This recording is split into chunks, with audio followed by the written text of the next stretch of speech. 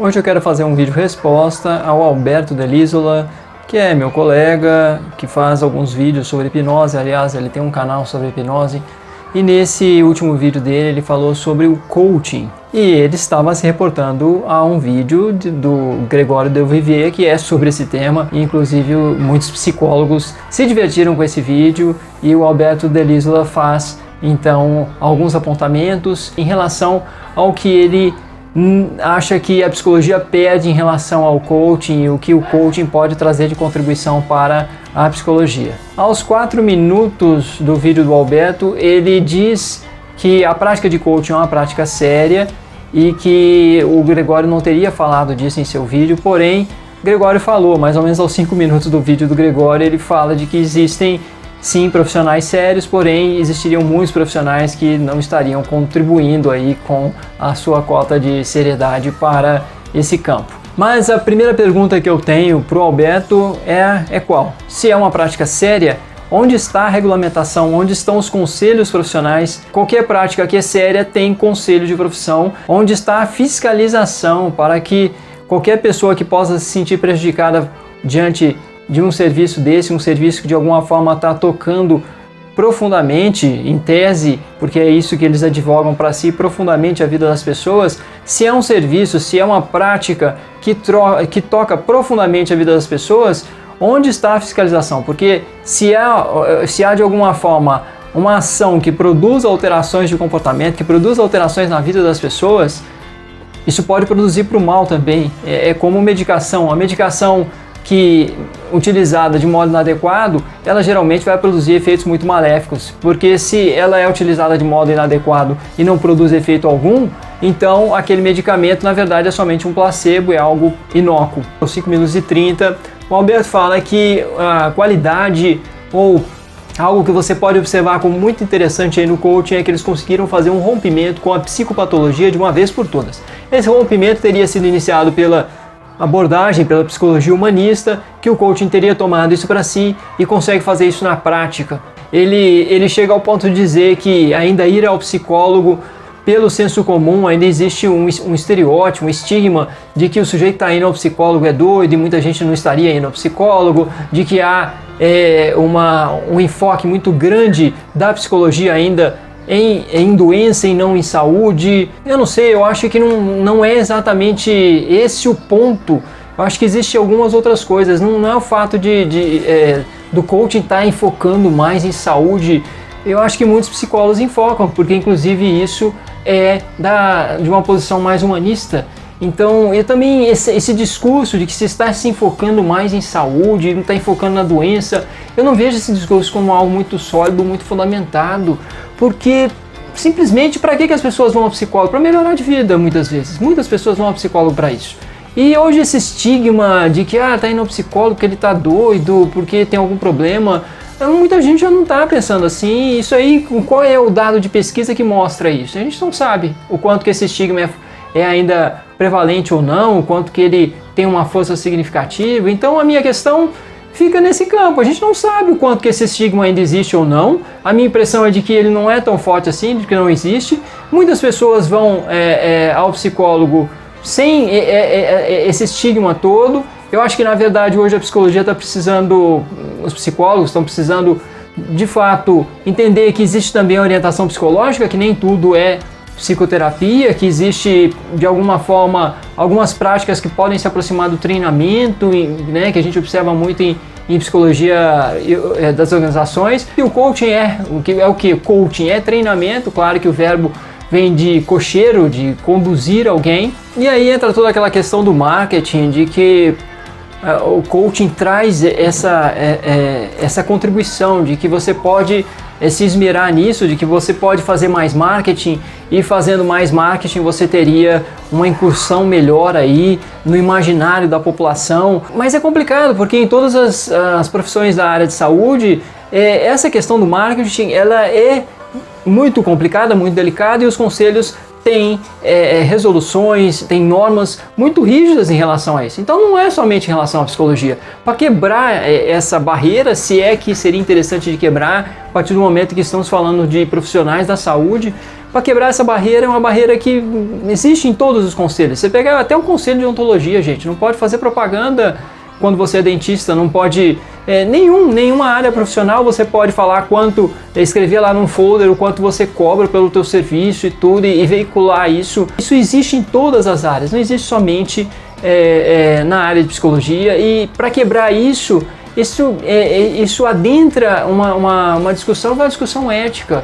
E será que vale a pena? Será que vale a pena para a imagem dos profissionais, da classe profissional, quebrar com isso? E aí o Alberto disse que os psicólogos poderiam parar de mimimi e de alguma forma aprender um pouco com o coaching nessa questão do marketing, mas é justamente esse o problema do coaching, um dos maiores problemas, além de não ser regulamentado, fiscalizado. Um outro problema também é a questão do marketing. Esse é o ponto, esse é o nódulo da coisa. Então, achar que os psicólogos têm alguma coisa a aprender com isso, quando onde nós mais observamos problemas e problemas éticos, quando se fala de coaching, dizem respeito exatamente a isso, por que a gente teria a aprender algo com isso? Eu não sei, eu acho que a questão de como o psicólogo vai crescer, de como ele vai se veicular, de como ele vai se apresentar, de como vai ocorrer todo esse trabalho, de certo modo, de marketing ou de autopromoção, está um pouco longe dessa perspectiva do coaching. É uma outra perspectiva. É uma perspectiva de você crescer profissionalmente, porque a população vai percebendo, a clientela vai percebendo o valor do seu trabalho enquanto você está trabalhando. Então você tem um paciente aqui, um cliente ali, e um vai indicando para o outro, porque a melhor propaganda, como muitos dizem, é aquela boca a boca. Então alguém que foi cliente seu, foi paciente, acaba falando para o outro, que acaba de alguma forma também indo lá porque foi indicado. Então a indicação que mais ocorre quando alguém está de alguma forma trazendo a questão aí da psicologia clínica de consultório privado, particular, é mais essa, de que essa propaganda é boca a boca e não tem coisa melhor, e não tem coisa mais eficiente, porque um paciente acaba indicando para o outro. Então é mais ou menos assim que se trabalha quando se fala de clientela, do trabalho da aproximação com a própria clientela. Tem também a possibilidade de fazer o que ele faz, o que eu faço, que são os vídeos. Você faz vídeos, você faz apresentações, palestras, é uma outra forma também de se aproximar do público. E querer que a coisa fique muito mais próxima do que a gente observa, por exemplo, no coaching, que é uma propaganda complicada, uma propaganda que em termos éticos fica muito complicado, muitas vezes inclusive por meio das alegações que fazem alegações extraordinárias e que demandam evidências extraordinárias. A gente não observa isso, e com qualquer pessoa podendo ser coach, imagina, podendo estar nessa posição. Claro que é isso mesmo, porque é uma área que não tem regulamentação nenhuma, é uma área bem livre, então qualquer pessoa que de alguma forma tenha ou se acha especializada em algum assunto, ela pode começar a treinar outras pessoas naquele assunto, pode começar a tentar ensinar outras pessoas naquele assunto, naquele tema, naquela área. E aí até, por exemplo, alguém como o Filipão, que faz palestras na área de coaching, e é uma espécie, e ele é um coach, mas é um coach de futebol, ele acabaria de certo modo aí sendo coach para outros coaches, outros treinadores de futebol, que eu acho que faz todo sentido, mas parece que ele está incursionando, porque qualquer pessoa que tem sucesso ou celebridade, teve sucesso em uma determinada área, vai incursionar e vai se transformar em alguém que muita gente quer ouvir, mas ao ponto de se transformar num coach. Então, sendo um coach, vai ter um curso, vai ter alguma coisa nesse sentido, vai ter algo que é seguido, um tratamento, um curso ou coisa parecida.